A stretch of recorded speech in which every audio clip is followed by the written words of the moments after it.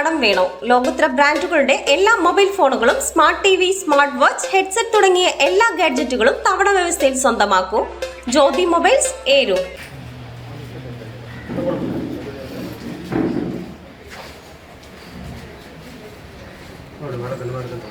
Doctor ഷാഫിക്കെതിരെയും ടിജു യോഹനാനെതിരെയും പിന്നെ ചാമക്കാര ജ്യോതികുമാറിനെതിരെ വീഡിയോ ചെയ്തത് ഉറുകുന്നം ശശിധരൻ, നമ്മുടെ തെന്മല ഗ്രാമപഞ്ചായത്ത് പ്രസിഡന്റ്, അവനൊക്കെ എതിരെ വീഡിയോ ചെയ്തതിനാണ് എനിക്ക് പദഭീഷണി ഉണ്ടായത്.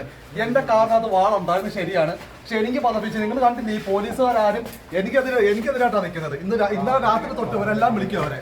എന്നിട്ട് എന്റെ ഒരവസ്ഥ നിങ്ങൾ കണ്ടോണം. ഞാൻ വീഡിയോ ചെയ്തതിന്റെ സാധാരണപ്പെട്ട എനിക്ക് വന്നത് എന്റെ സ്ത്രീ ബ്ലോഗ് എന്ന് പറഞ്ഞ വീഡിയോ എന്നെ അറിയാവുന്നവർക്ക് എല്ലാവർക്കും അറിയാം. യവന്മാർക്കെതിരെ ഈ രജിത്ത്, ശ്രീകൃഷ്ണ ഗ്രൂപ്പിലെ രജിത്ത് ഉൾപ്പെടെ ഉള്ളവന്മാർക്കാണ് വീഡിയോ ചെയ്തേക്കുന്നത്.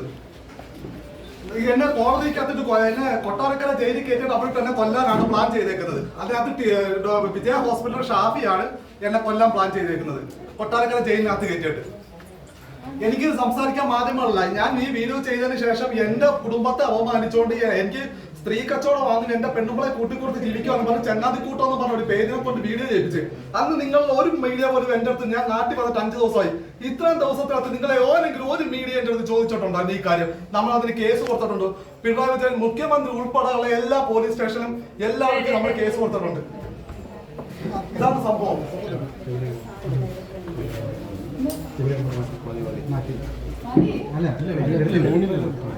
പൊതുനിരത്തിൽ വടിവാൾ വീശി ഭീകരാന്തരീക്ഷം സൃഷ്ടിച്ച ബ്ലോഗറും കൂട്ടാളികളും പിടിയിൽ. ശ്രീ ബ്ലോഗ് എന്ന പേരിൽ ബ്ലോഗ് നടത്തുന്ന ക്ലാപ്പന മഠത്തിൽ വീട്ടിൽ ശ്രീജിത്ത്, ഐലറ പരമേശ്വരത്ത് വീട്ടിൽ ബിറ്റോ വർഗീസ്, നെടിയറ കൃഷ്ണവിലാസത്തിൽ ഗോപൻ എന്നിവരെയാണ് ഏരൂർ പോലീസ് പിടികൂടിയത്. കഴിഞ്ഞ ദിവസം വൈകിട്ടോടെ അലേമൺ ചണ്ണപ്പെട്ടയിലായിരുന്നു സംഭവം. കാറിൽ ഇവിടെ എത്തിയ സംഘം ചാടിയിറങ്ങുകയും ചിലരുടെ പേരുകൾ വിളിച്ചു കൂവി വടിവാൾ വീശി ഭീകരാന്തരീക്ഷം സൃഷ്ടിക്കുകയുമായിരുന്നു. ആരെങ്കിലും അടുത്താൽ വെട്ടി കൊലപ്പെടുത്തുമെന്ന ഭീഷണിയും അശ്ലീല പദപ്രയോഗമായിരുന്നു ഇവർ നടത്തിയത്. ഏറെ നേരം ഇത് തുടർന്നു. പിന്നീട് ഇവിടെ നിന്നും കടന്നു കളഞ്ഞ പ്രതികളെ ആലഞ്ചേരിയിൽ വെച്ച് പിന്തുടർന്നെത്തിയ പോലീസ് സംഘം പിടികൂടുകയായിരുന്നു. പിടിയിലായ ശ്രീജിത്ത് സോഷ്യൽ മീഡിയ വഴി പലർക്കുമെതിരെ ആരോപണം ഉന്നയിക്കാറുണ്ട്. ജനപ്രതിനിധികൾ, പൊതുപ്രവർത്തകർ ഉൾപ്പെടെയുള്ള പ്രമുഖരും ഇക്കൂട്ടത്തിലുണ്ട്. ഇത്തരത്തിലെ സോഷ്യൽ മീഡിയ പോസ്റ്റുകളുടെ പേരിൽ സോഷ്യൽ മീഡിയ വഴിയും അല്ലാതെയും പലരും തമ്മിൽ വെല്ലുവിളികളും ഭീഷണിയും നടത്താറുണ്ട്. ഇത്തരത്തിലുള്ള ഒരാളെ തിരക്കിയാണ് ശ്രീജിത്തും കൂട്ടരും ചണ്ണപ്പട്ടയിൽ എത്തിയതെന്ന് പോലീസ് പറയുന്നു. വൈദ്യപരിശോധനയ്ക്ക് എത്തിയപ്പോഴും കോടതിയിൽ ഹാജരാക്കാനായി കൊണ്ടുപോകുമ്പോഴും ഇയാൾ പ്രമുഖർ ഉൾപ്പെടെയുള്ളവർക്കെതിരെ ആരോപണങ്ങൾ ഉന്നയിക്കുന്നുണ്ടായിരുന്നു. എന്നാൽ ആരോപണങ്ങൾക്കൊന്നും തെളിവോ രേഖകളോ എങ്ങും ഇയാൾ ഹാജരാക്കുകയോ വെളിപ്പെടുത്തുകയോ ചെയ്തിട്ടുമില്ല. തനിക്ക് വധഭീഷണി ഉണ്ടെന്നും അതിനാലാണ് വാൾ സൂക്ഷിച്ചിരുന്നതെന്നും തന്നെ സബ് ജയിലിൽ എത്തിച്ച് കൊലപ്പെടുത്താനുള്ള നീക്കമാണ് നടക്കുന്നതെന്നും ഇയാൾ പറയുന്നു. ഞാൻ വാളുകൊണ്ട് അതിനാ പോയത്.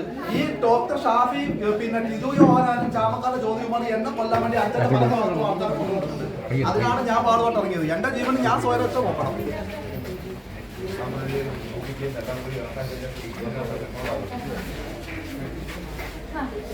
എന്നെ കൊട്ടാരക്കര ജയിലിനകത്തിട്ട് കൊല്ലാനാണ് പ്ലാൻ ചെയ്തേക്കുന്നത്, പോലീസുകാരെ വെച്ചിടിപ്പിക്കാനും. ഇന്നലെ രാവിലെ രാത്രി തൊട്ട് കിടന്ന് വിളിച്ചോണ്ടിരിക്കും. ഇന്ന് രാവിലെ ഇവിടുത്തെ പല പോലീസുകാരെയും വിളിച്ച് എന്നെ പുതിയ കേസിനകത്ത് കൊടുക്കാൻ വേണ്ടി. സ്വാമിയാണ് ഞാനൊരു വോയിസ് വൈഫിന്റെ മേടിച്ചോണേ. പോലീസ് കസ്റ്റഡിയിലെടുത്ത പ്രതികളെ വൈദ്യപരിശോധന പൂർത്തിയാക്കിയ ശേഷം കോടതിയിൽ ഹാജരാക്കി. ഇവർ ഉപയോഗിച്ച വടിവാളും കാറും പോലീസ് കസ്റ്റഡിയിലെടുത്തിട്ടുണ്ട്. നാട്ടുവാർത്ത, ഏരൂർ.